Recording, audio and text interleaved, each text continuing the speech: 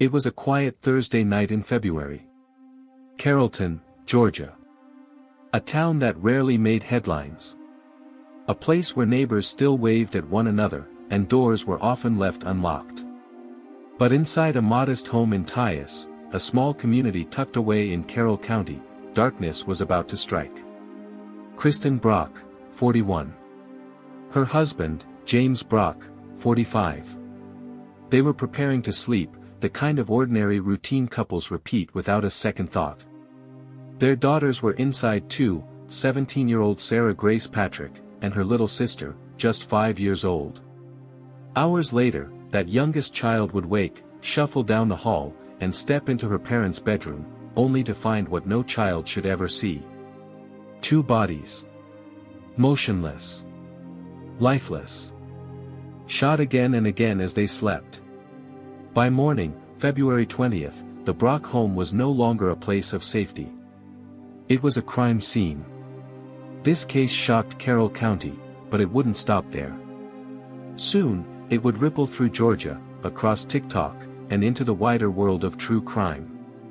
A teenager's name would trend online, not as a victim, but as the unthinkable suspect. This is Beyond Guilt, where we look deeper, where innocence isn't always what it seems. Kristen and James Brock weren't strangers in their community. They were loved, active members of Catalyst Church, remembered as kind, generous, the type of people who quietly carried others through their hardest days. James had stepped in as a father figure to Sarah Grace. Together, he and Kristen built what looked like a stable home. From the outside, nothing seemed broken. Nothing seemed dangerous. That's why the murders hit with such force. Nothing about this family fit the story of tragedy. Not at first. Sarah Grace herself seemed to confirm that image. The morning of the murders, she dialed 911, reporting that she had found her parents dead, insisting a break-in had taken place while she and her sister slept down the hall. The details were gut-wrenching: a 5-year-old, stumbling upon blood, expecting hugs and breakfast, instead finding death. Detectives treated it as a home invasion gone wrong. At least, in those first fragile hours. Sarah Grace was painted as the grieving daughter, shaken, traumatized, barely holding it together. And she leaned into that role. On TikTok, she posted trembling videos. Tearful eyes. Pleas for prayers. One clip captioned, "Please send prayers for healing." But at the end of that same video, she muttered something strange. "I should," the sentence cut off. No explanation. The posts went viral, carried by sympathy, and by curiosity. True crime circles dissected her words. Was this authentic grief, or something else? Then came the funeral. Sarah Grace stood at the pulpit, voice cracking, delivering a eulogy that brought the church to tears. A performance so convincing, that almost no one could imagine what investigators were already beginning to suspect. She stood at the podium, the church hushed, a sea of mourners leaning in to hear her words. 17-year-old Sarah Grace Patrick, the grieving daughter. Her voice trembled as she spoke of her mother and stepfather. And then, she said it. You never know when it's somebody's time to go. At the moment, it slipped by, a strange phrase tucked inside a eulogy. But later, when the footage was released, those words would echo like a warning. Investigators called it a red flag. Internet sleuths labeled it clue number 1. Months before her arrest, the teenager accused of pulling the trigger had stood in front of family, friends, and her entire community, mourning the very people she may have killed. But Sarah Grace wasn't only grieving in church. She was building a presence online. On TikTok, she posted video after video, pleading for prayers, describing the home invasion that had supposedly taken her parents' lives. She painted herself as a survivor, a victim left behind to raise her little sister in the shadow of tragedy. And the true crime community listened. They sympathized. They amplified her story. Influencers, podcasters, YouTubers, all covered the case, convinced they were helping a broken young girl find justice. But behind the scenes, detectives weren't buying it. The Carroll County Sheriff's Office pressed forward, through spring, through summer, combing every detail. They studied the crime scene. They examined evidence. They interviewed witnesses again and again. And quietly, whispers began to grow inside the family itself. Some relatives admitted later, they had their suspicions about Sarah Grace from the very beginning. They didn't say it aloud at the time, but deep down, they wondered if the grieving teenager wasn't grieving at all. Sergeant Kim Hope of the sheriff's office would later reveal, the investigation was still open, and more charges could be filed.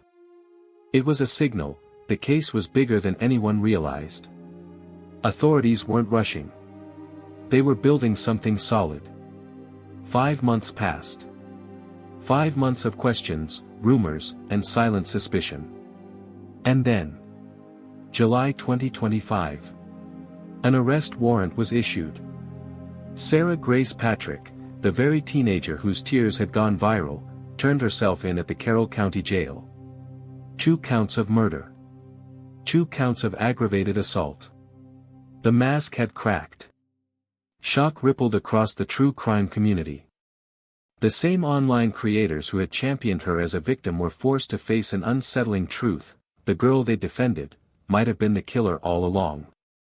For many, it was a chilling reminder of how easily performance can become deception, and how social media, in the wrong hands, can manipulate not just sympathy, but belief. And then came August. The bond hearing. The courthouse was overflowing, family members, reporters, neighbors packed shoulder to shoulder, waiting to hear if the girl once seen as a victim would walk free, or remain behind bars. The stage was set for one of Carroll County's most dramatic courtrooms in years. The courtroom was tense. Silent, until the prosecution's voice cut through. They argued Sarah Grace Patrick should remain in jail, no bond, no freedom. To them, she was a danger. A flight risk. A teenager who had already fooled investigators, her family, and even an entire online community. The defense told a different story. Family friends stepped forward, one by one, painting Sarah Grace as respectful, hardworking, grounded in faith. Hurting someone isn't in her nature, they swore. Her grandfather pleaded with the court, insisting the girl he knew, the girl he helped raise, could never commit such a crime. 2 portraits of the same girl. Innocent angel, or calculating killer. And then came testimony that silenced the room. James Brock's sister, Kim Bowling, her voice breaking as she described the 5-year-old survivor, the little girl who woke to find both parents lifeless in their bed. The trauma this child will carry, she said, is immeasurable.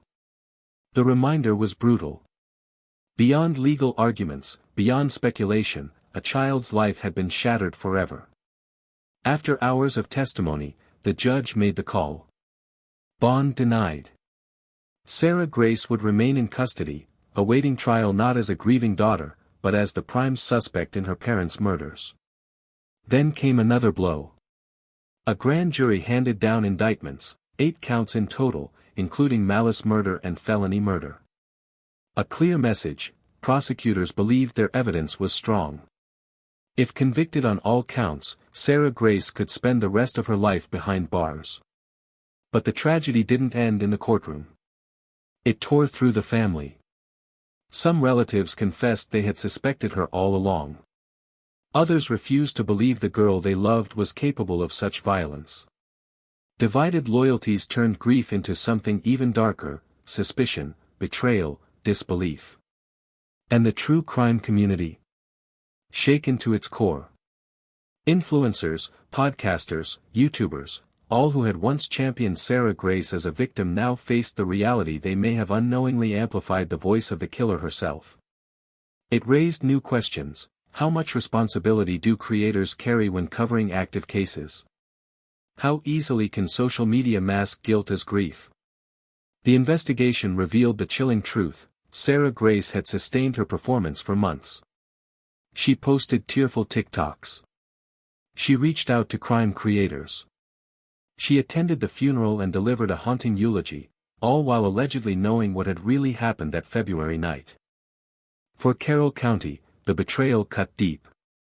This wasn't a story from far away, it was their community. Their church. Their neighbors. And now, their trust was broken. As Sarah Grace sits in custody awaiting trial, the weight of this case continues to fall hardest on one person, her 5-year-old sister. A child who lost everything in a single night. Parents gone. A sister accused. And memories no child should carry. The trauma is unimaginable. The scars, lifelong. Beneath it all lies one final, haunting question. How did a girl described as respectful, deeply religious, a model teenager, become the prime suspect in a double murder? And as this case heads to trial, Carroll County, and the nation, will be watching. Because in the digital age, where grief can be performed and stories can go viral, the line between victim and perpetrator has never been more blurred. Lesson 1: Evil can hide behind innocence. One of the most haunting aspects of this case is how easily Sarah Grace Patrick convinced everyone, family, friends, even the true crime community, that she was a grieving daughter rather than a suspect. She cried on TikTok, pleaded for prayers, stood before mourners at her parents' funeral, and delivered a performance so convincing that few dared question it. This should remind us of an uncomfortable truth: appearances lie. People often wear masks, and some masks are nearly perfect. What makes this lesson so chilling is that Sarah wasn't a stranger lurking in the shadows. She was a daughter. A sister. A teenager raised in a faith-driven household. On the surface, she was the least likely person anyone would suspect. But evil doesn't always come with warning signs. Sometimes it hides behind innocence, behind familiar faces, behind voices we trust. And that's what makes it so devastating. It forces us to confront the possibility that danger can exist in places we never expect. The lesson here isn't about paranoia. It's about awareness. Humans are storytellers, and we want to believe the best story presented to us. But when tragedy strikes, we must remember that grief can be performed, tears can be staged, and narratives can be manipulated. The Sarah Grace case forces us to ask, how many times have we believed what we were meant to believe, instead of questioning the truth? Lesson 2: The power and peril of social media. Sarah Grace's TikTok posts became a central piece of her deception. Emotional videos of her crying, asking for prayers, and speaking of her parents' deaths went viral. Entire communities online rallied to her side, believing her to be a victim. And for months, that sympathy helped deflect suspicion. Social media is a double-edged sword. On one side, it provides connection, support, and awareness. On the other, it can be weaponized. Anyone with a phone and an internet connection can craft a narrative, and if it's emotional enough, it spreads like wildfire. The algorithm doesn't care whether it's true or false. It only cares that people are watching. This case highlights just how easy it is to manipulate public opinion with curated grief. Sarah Grace wasn't just mourning online, she was performing. And people bought it. Experienced true crime creators, online communities, thousands of strangers, all pulled into her story without realizing they were being deceived. The lesson? As consumers of content, we need to approach online narratives with caution. Sympathy is human, but blind sympathy can be dangerous. We must ask ourselves, is what I'm seeing authentic, or is it crafted to appear that way? The digital age has blurred the lines between truth and performance. In the end, the Sarah Grace story isn't just about murder. It's about how social media can distort reality, and how easily even the savviest among us can be fooled. Lesson 3: Families can shatter from within. When tragedy strikes, we often picture families standing united in grief. But this case shattered that assumption. Kristen and James Brock were killed. Their 5-year-old daughter lost both parents in one night. And the surviving teenager, the one accused, divided the family itself. Some relatives whispered suspicions from the beginning, though they kept them quiet. Others passionately defended Sarah Grace, insisting she could never commit such violence. By the time her arrest came, the family was fractured. Some saw her as a murderer, others clung to the belief that she was innocent. This fracture is a lesson in itself. Crime doesn't only destroy lives, it destroys the bonds that hold families together. Trust becomes suspicion. Love becomes doubt. The people you should lean on during grief become strangers across a courtroom aisle. And then there's the youngest sister. A child who not only lost her parents, but may now lose her sister to a life sentence. Imagine being 5 years old and carrying that weight. Imagine growing up with memories that can't be undone. The lesson is sobering. When violence erupts inside a family, the ripple effects last far beyond the crime itself. A single night of horror can echo for decades, poisoning relationships, warping memories, and leaving scars no therapy can fully heal. Lesson 4: Justice is slow, but it must be precise. It took nearly 5 months for investigators to arrest Sarah Grace. For many, that delay was frustrating. How could someone accused of such a crime remain free for so long? But the truth is, justice cannot be rushed. The Carroll County Sheriff's Office approached this case with caution. They analyzed the crime scene, interviewed witnesses, built a timeline, and gathered enough evidence to withstand the defense's arguments. They knew they weren't just accusing a teenager. They were accusing a daughter, someone whose case would draw national attention. A mistake could mean losing the chance for justice altogether. This shows why patience is essential in criminal investigations. Arrests made too quickly can fall apart in court.